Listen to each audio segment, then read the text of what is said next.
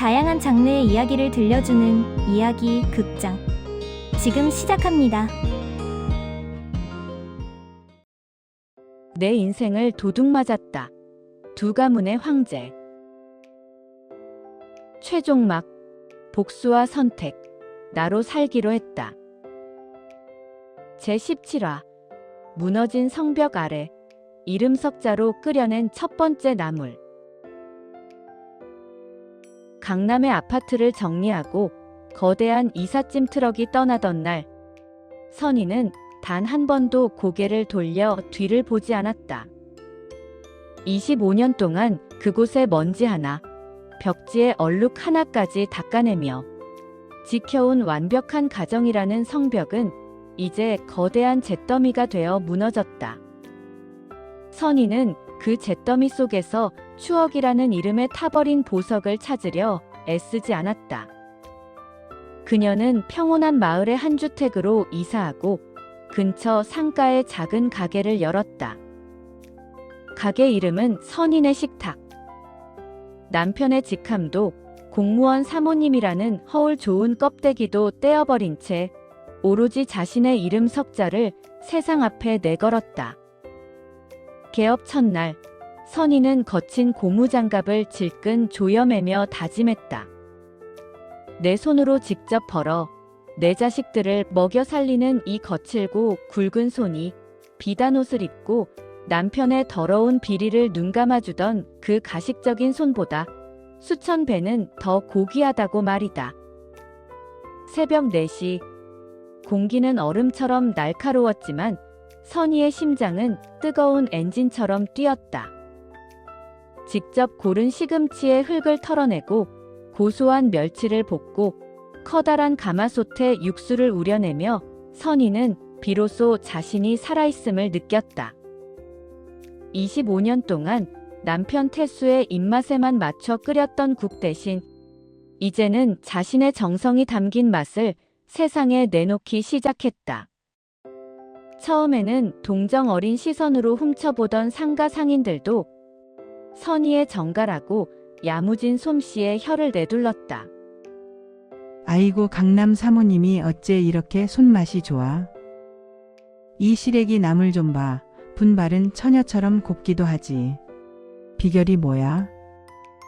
선희는 그 칭찬에 수줍지만 당당하게 웃으며 대답했다.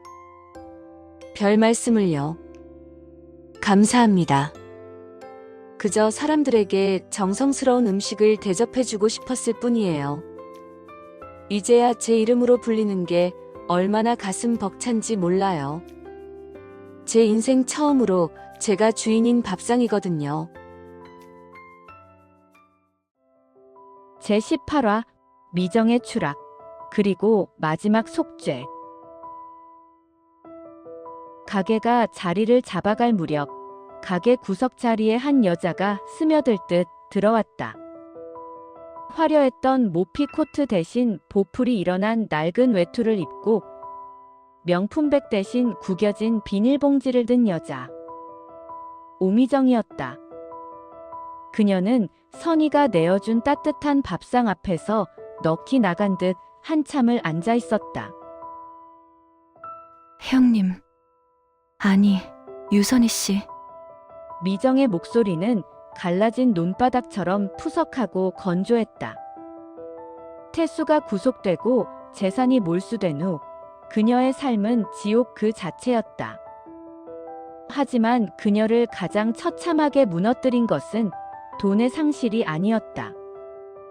이제 겨우 중학생인 아들 민호의 서슬퍼런 증오였다. 민호가 집을 나갔어요.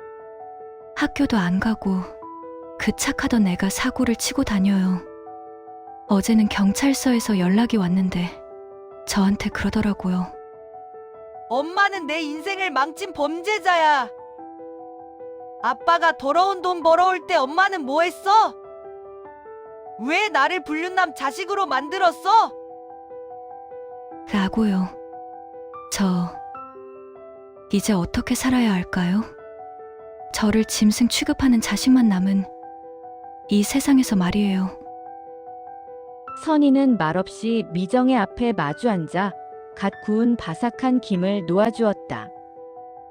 원수 같은 여자였지만 제 자식에게 칼날 같은 말을 듣고 무너진 어미의 모습은 선희의 마음 한구석을 서늘하게 건드렸다. 민호가 당신을 증오하는 건 당신이 민호를 위해 남의 가정을 부순 걸 사랑이라고 가르쳤기 때문이야. 아이는 부모의 뒷모습을 보고 자라는데 당신 뒷모습엔 남의 눈물만 가득했으니까. 사랑은 남의 것을 훔치는 도둑질이 아니야. 사랑은 소중한 것을 끝까지 지켜내는 거지. 선희는 울먹이는 미정의 눈을 똑바로 응시했다. 당신이 지금 해야 할 건 내 앞에서 동정표를 구걸하는 게 아니야. 민호가 다시 돌아왔을 때 적어도 내 엄마는 이제 도둑이 아니다라고 말할 수 있게 살아야지. 강태수라는 가짜 권력 뒤에 숨지 말고 당신 손으로 떳떳하게 돈 벌어서 그 아이에게 국 한 그릇이라도 끓여주는 거.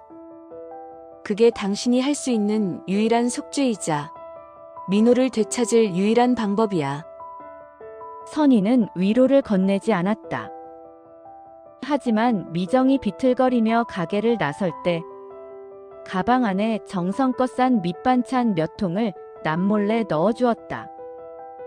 미정은 상가 한복판에서 그 반찬통을 안고 아이처럼 꺼이꺼이 소리내어 울었다. 그것은 용서라기보다는 똑같이 사랑에 속고 상처 입은 여자가 건네는 마지막 연민이었다. 제19화 황제의 비참한 귀환. 전신주 뒤에 숨은 나고자. 겨울비가 추적추적 내리던 어느 날 저녁이었다. 가게 문을 닫으려던 딸 지우가 멈칫하며 창밖을 가리켰다. 엄마, 저기 봐. 가게 건너편 낡고 차가운 전신주 뒤에 한 남자가 서 있었다. 가석방으로 풀려난 태수였다. 한때 시청의 실세로 불리며 인자한 미소로 세상을 호령하던 그 거인은 이제 없었다.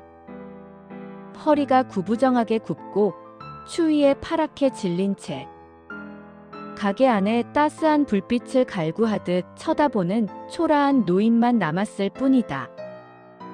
태수는 차마 가게 문을 열지 못했다. 자신이 저지른 끔찍한 배신, 자식들의 심장에 박아 넣은 대못, 그리고 아내의 인생을 짓밟은 죄책감이 그의 발목을 천근만근 무겁게 짓누르고 있었다. 그는 선희가 손님들과 활짝 웃으며 대화하는 모습, 아들 준호가 엄마의 어깨를 주무르는 평화로운 풍경을 훔쳐보며 조용히 눈물을 훔쳤다. 엄마, 아빠, 들여보낼까? 날이 너무 추운데. 준호가 씁쓸하게 물었다. 선희는 잠시 남편이었던 남자의 그림자를 응시했다. 심장이 요동칠 줄 알았는데 의외로 호수처럼 평온했다. 이제 그 남자는 분노의 대상조차 아니었다. 그저 지나가는 풍경일 뿐이었다. 그냥 둬라. 저 사람은 지금 자기가 제 손으로 던져버린 것이 무엇인지, 그 가치가 얼마나 컸는지 똑똑히 보고 있는 중이니까. 저게 저 사람에게 남은 마지막 형벌이고 마지막 교육이야. 선희는 대신 남은 밥과 고기 반찬을 넉넉히 담아 검은 봉투에 넣었다. 그리고 가게 문밖 의자에 무심하게 놓아두고 불을 껐다. 태수는 어둠 속에서 기어나와 그 봉투를 품에 안고 길바닥에 주저앉아 밥을 입으로 밀어 넣었다. 그 비참하고 눈물 젖은 식사가 25년간의 기만에 대한 최종 형벌이었다. 제20화 지우의 결혼, 그리고 비어있는 아빠의 자리. 시간은 흘러 지우가 진심으로 사랑하는 사람을 만났다. 결혼식 날 신부 대기실은 화사한 꽃향기로 가득했다. 지우는 눈부시게 하얀 드레스를 입고 있었지만 그녀의 눈은 문 쪽을 자꾸만 살폈다. 식장에 태수는 나타나지 않았다. 아니, 나타날 자격이 없었다. 대신 지우의 손을 잡고 버질로드를 당당히 걸어 들어간 것은 선이었다. 우아한 쪽빛 한복 차림의 선이는 떨리는 딸의 손을 힘주어 잡았다. 엄마 나 잘 살 수 있을까? 엄마처럼 상처받으면 어떡하지? 지우가 속삭였다. 선이는 딸의 눈을 똑바로 보며 대답했다. 지우야, 사랑은 상처받는 게 무서워서 피하는 게 아니야. 상처를 받아도 스스로 치유하고 다시 일어설 수 있는 힘을 기르는 거지. 엄마를 봐. 엄마는 무너졌지만 다시 일어섰잖아. 너는 나보다 훨씬 단단한 사람이니까 걱정 마. 너의 옆엔 항상 이 엄마가 있을 거야. 주례사 대신 선이가 하객들 앞에서 마이크를 잡았다. 제 딸 지우의 아버지는 오늘 이 자리에 없습니다. 하지만 지우의 인생에 아빠가 없었던 것은 아닙니다. 아빠라는 이름의 허상은 사라졌지만 그 자리를 채운 것은 우리 가족의 끈끈한 연대와 스스로를 지켜낸 자부심입니다. 지우야, 행복해라. 누군가의 아내이기 전에 너 자신으로 빛나는 여자가 되어라.